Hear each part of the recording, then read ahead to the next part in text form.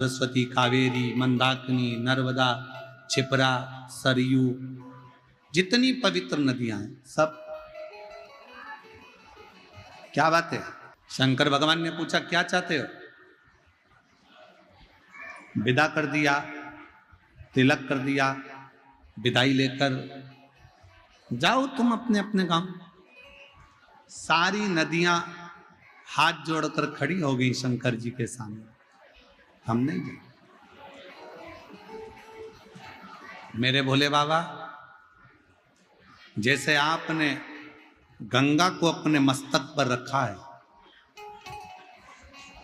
मेरे भोले बाबा जैसे आपने गंगा को मस्तक पर रखा, पार्वती को बाजू में रखा, अपने साथ में रखा, सारी पवित्र नदियां कर रही हैं हम नहीं जाना चाहते, हमको भी विदाई लेकर यहां से जाना नहीं है।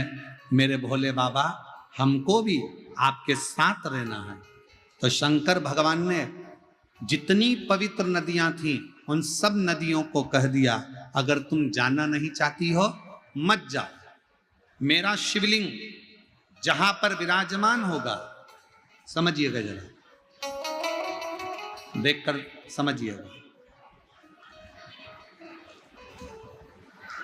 ये जलाधारी है और ये जलाधारी और यहां से पानी बहता है, ठीक है? ये शिवलिंग है।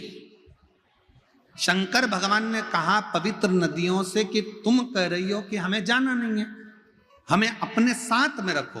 तो शंकर भगवान ने उनको वर दे दिया, मेरे शिवलिंग के ऊपर भाग से लेकर नीचे के भाग तक जो स्थान है, उस स्थान पर सभी पृथ्वी की जितनी नदियां हैं उन सब का स्थान मेरे उस शिवलिंग के भाग पर विराजमान रहे। पवित्र नदियां। अब कई लोग कहते हैं गुरुजी शंकर जी पे जल चढ़ाकर पीने से बीमारियां चली जा रही है, शंकर जी पे जल चढ़ाकर आचमन करने से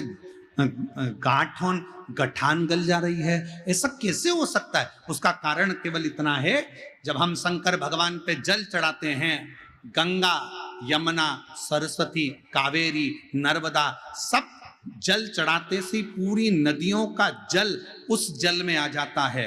पार्वती जी का हस्त कमल, जया, विषहरा, शामली, दौतली, सबका जल उसमें मिल जाता है। अशोक सुंदरी और गणेश कार्तिकेय का जल उसमें प्राप्त हो जाता है। और जब हम जल का पान करते हैं तो हमारा रोग धीरे धीरे समाप्त हो जाता है। उस जल की पवित्रता का